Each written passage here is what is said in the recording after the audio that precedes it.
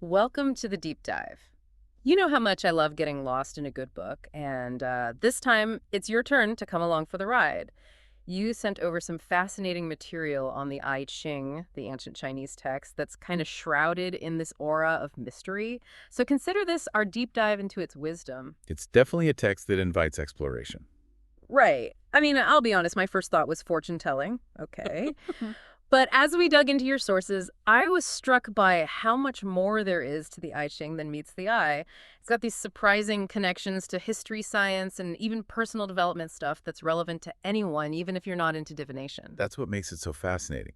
It's not just a historical artifact, it's a system of thought that still resonates today. Totally. Our sources even pointed out how the I Ching fell out of favor in China about a century ago. Like major figures like Lu Xun and Hu Shi were pretty dismissive of it, seeing it as outdated. That's an interesting paradox, isn't it? This ancient text that had been so central to Chinese thought for millennia starts getting sidelined, right when China is trying to modernize. And here's the twist. While some Chinese intellectuals were rejecting the I Ching, Western intellectuals were getting totally captivated by it. Like Carl Jung, the famous psychologist, was deeply intrigued. He even had this encounter with Hu Shi where he was super excited to discuss the I Ching, but Hu Shi just brushed it off as mere superstition. Poor Jung. It speaks to how perspectives on knowledge and wisdom can shift so dramatically across cultures and time periods. Absolutely. But what's really cool is that Jung saw something in the I Ching that resonated with his own ideas about the nature of reality. He argued that its focus on chance and probability actually aligns better with modern physics, specifically the uncertainty principle, than the rigid cause and effect view that had dominated Western thought for so long. That's a brilliant observation. While classical physics sought to predict outcomes with absolute certainty, quantum physics introduced the idea that chance and probability are fundamental aspects of the universe. And the I Ching, with its emphasis on embracing change and the unpredictable, seems to resonate with that very concept. So instead of trying to control every outcome, maybe the I Ching is encouraging us to be more adaptable and open to possibilities. Exactly. Think about it. How often do things go exactly according to plan? Life is full of unexpected twists and turns, and the I Ching seems to suggest that instead of resisting those changes, we can learn to navigate them with more grace and even find opportunity within them. It's definitely making me rethink how I approach those areas of my own life where I tend to get fixated on a specific outcome. Maybe I'm missing out on other possibilities by being so rigid in my thinking. What about you? Does this idea of possibilities over fixed outcomes resonate with you? It does. I think we often underestimate the power of embracing uncertainty. Sometimes the greatest breakthroughs come when we let go of our preconceived notions and allow ourselves to be open to the unknown. I love that. Okay, so we've got this ancient text that's strangely in tune with modern physics. But let's be real, looking at those hexagrams and cryptic verses can be a bit intimidating. Like, where do you even begin to decode this thing? It's true, the language of the I Ching can seem pretty cryptic at first. But remember, it was originally used as a kind of ancient guidebook for decision-making, structured around 64 hexagrams, each made up of 6 lines. Right, and those lines, depending on whether they're broken or solid, represent yin and yang, those fundamental forces of the universe. But it's more than just light and shadow or action and receptivity, right? There's a deeper meaning there. Absolutely. Yin and yang represent the dynamic interplay of opposites that exists in all things. It's not about one being good and the other bad.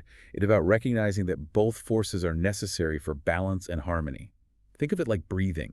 You need both inhalation and exhalation for the process to work. It's the same with yin and yang. They're constantly interacting and influencing each other. Okay, that makes sense. So how did people actually use these hexagrams to make decisions? Did they just randomly pick one and hope for the best? Not exactly. They would consult the I Ching through a process involving either tossing coins or yarrow stalks. This process would eventually reveal a specific hexagram related to their question or situation.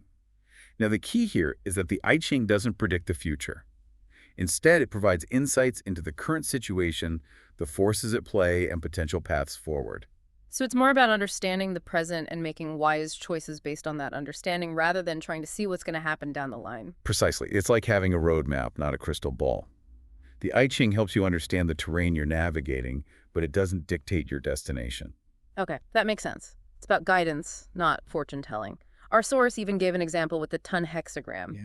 It's all about deer hunting, but not in the way you might think. Right. It cautions against impulsively rushing into the forest after a deer without proper preparation. So it's not literally about hunting deer, it's a metaphor, right? Like, don't just charge into anything in life without thinking it through. That's the beauty of the I Ching. It uses these concrete images and situations to convey broader principles that can apply to all sorts of life challenges. And speaking of wise choices, our source mentioned that even Confucius was a huge fan of the I Ching. He apparently said that if he had another 50 years to live, he'd dedicate them to studying it. It's a powerful testament to the depth and complexity of the I Ching. Confucius saw it as a source of profound wisdom that could guide individuals and even shape societies. Wow, talk about a glowing endorsement. But even with Confucius's stamp of approval, I'm still wrapping my head around the whole thing. Our source dropped this other bombshell that the I Ching is deeply connected to the calendar and the solar year. That's right. The author suggests that the 64 hexagrams actually map onto a 365-day cycle, each representing a specific period within that cycle. Wait, so each hexagram corresponds to a particular time of year. That's wild. Give me an example. How does that actually work? Let's take the Fu hexagram. It's associated with the winter solstice, the shortest day of the year. It represents the return of light after the darkest period, and it emphasizes themes of renewal gathering and even gift giving. Oh, wow, that's interesting. Gift giving during the winter solstice, it totally lines up with the holidays. Okay, what else? Another fascinating correlation is the Lai hexagram associated with hunting.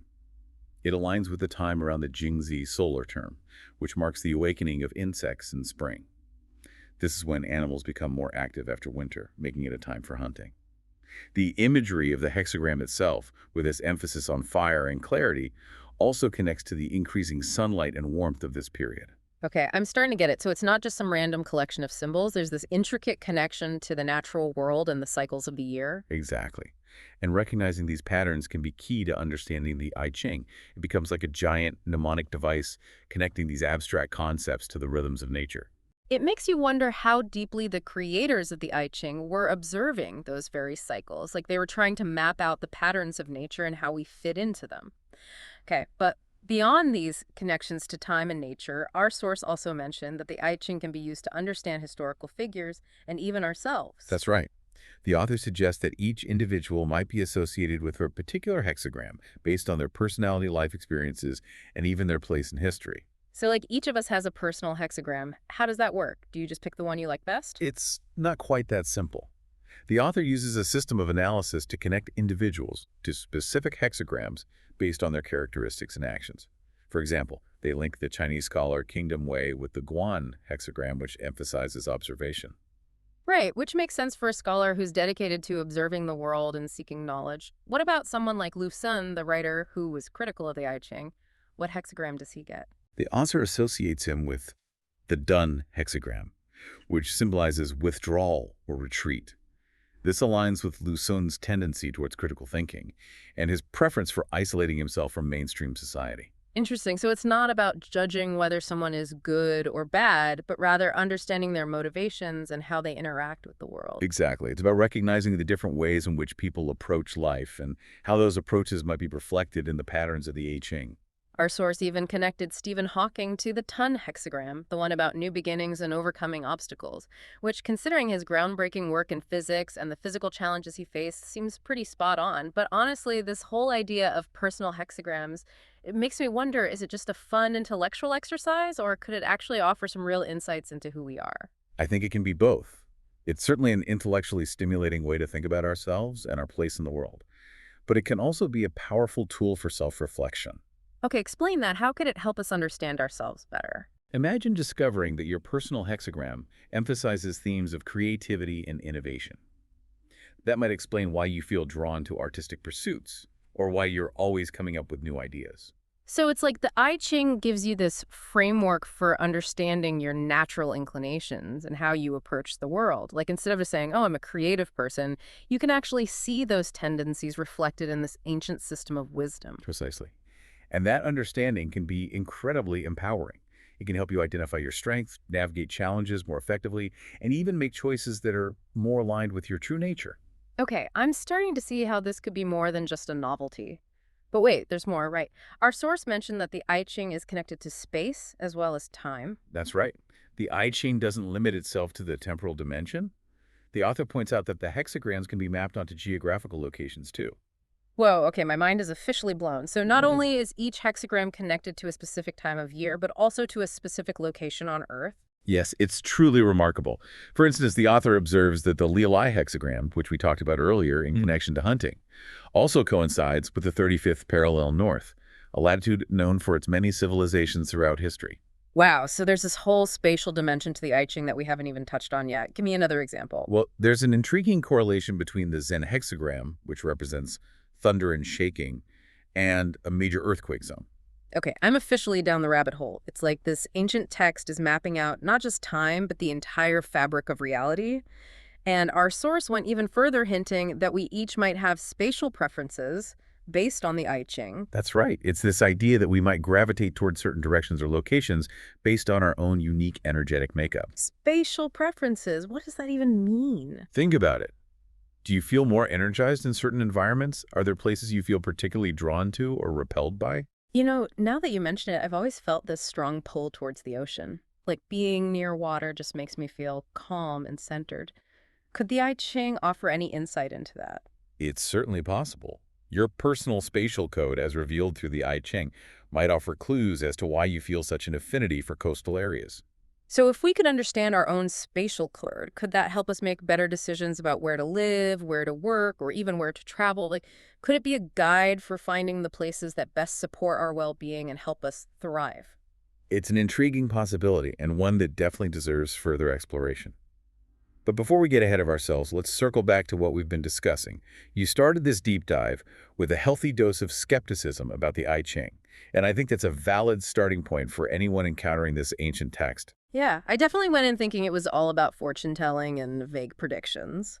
But what's fascinating is that it's so much more than that. It's like this incredibly complex system that touches on everything from the laws of physics to the rhythms of nature to our own individual personalities and preferences. It's almost like the creators of the I Ching were trying to capture the essence of reality itself to create a model of how the universe works and how we fit into that grand scheme. And what blows my mind is that they did all of this thousands of years ago without the tools and technology that we have today. It makes you wonder what other insights they might have unlocked that we're just beginning to rediscover. That's the beauty of engaging with these ancient texts. They Yeah. offer us a fresh perspective on timeless questions, and they challenge us to think about the world in new and unexpected ways. All right, we're back and ready to keep going with this I Ching deep dive. We've talked about physics, the calendar, even geography, and you mentioned it's a guide for living. Now that's what I'm really curious about. That's where it gets interesting, I think. It's not just big cosmic ideas, it's how those ideas play out in our everyday lives. Okay, so give me an example. How can I use the I Ching to make decisions or, navigate challenges? Do I need to like carry yarrow stalks with me everywhere? No, you don't need the Euro stocks for this. One way to think about the I Ching is its core principles, like the interplay of yin and yang and how they show up in your own life. Right, right. Like yin and yang, those opposing forces that are always in balance. How can I actually use that idea in a practical way? Okay, so let's say you're feeling stuck, you're overworked, maybe creatively drained. That could be a sign of too much yang energy, too much action, not enough rest. The I Ching might suggest it's time to cultivate more yin. Slow down. Create space for reflection. Maybe spend time in nature. So it's like using the I Ching as a framework to like recognize imbalances in your life and then make adjustments to restore that harmony. Exactly. Yeah. It's about becoming aware of those subtle shifts in energy and then taking actions to align yourself with that natural flow. It's almost like a mindfulness practice, paying attention to those internal and external cues and responding in a way that supports your well-being. I think that's a great way to put it. The I Ching can be a powerful tool for cultivating self-awareness and making choices that are more in tune with your true nature. Our source even suggests that the I Ching could be used for things like designing spaces that are more energetically balanced, like using the principles of yin and yang to create environments that support well-being. That's right. Think about how you feel in different spaces. A brightly lit, bustling office might have a lot of yang energy, which is great for productivity, but maybe not so great for relaxation. Whereas a cozy, dimly lit room with soft textures would have more of that yin energy, Right. perfect for unwinding and recharging. Exactly. You can use those principles to consciously design spaces that support the kind of energy you want to cultivate. I love that. It's like taking these ancient ideas and applying them to our modern lives in a way that's practical and inspiring. That's what's so fascinating about the I Ching. It's not just a relic of the past. It's a living system of wisdom that we can continue to learn from and Mm. apply to the challenges of our present moment. It's like we've been on this incredible journey through time and space, and we've come back with this treasure chest full of insights and possibilities. I love that analogy. It really does feel like a treasure hunt. Totally. And the best part is the hunt isn't over. There's still so much more to explore and discover within the I Ching. It's, like you said earlier, it's a living system of wisdom, and I have a feeling we'll be unpacking its secrets for a long time to come. I think you're right. And who knows what other connections and insights we might uncover. That's the exciting part. So to everyone listening, we encourage you to keep exploring. Maybe the I Ching calls to, maybe it doesn't. But hopefully this deep dive has sparked your curiosity and shown you that there's always more to learn, even from ancient texts that might seem a little out there at first glance. Beautifully said. And who knows? Maybe this ancient wisdom holds some keys to unlocking a future that's more balanced, more harmonious, and more in tune with the rhythms of the universe. That's a great note to end on. Thanks for joining us on this deep dive into the I Ching. And until next time, keep those questions coming and keep exploring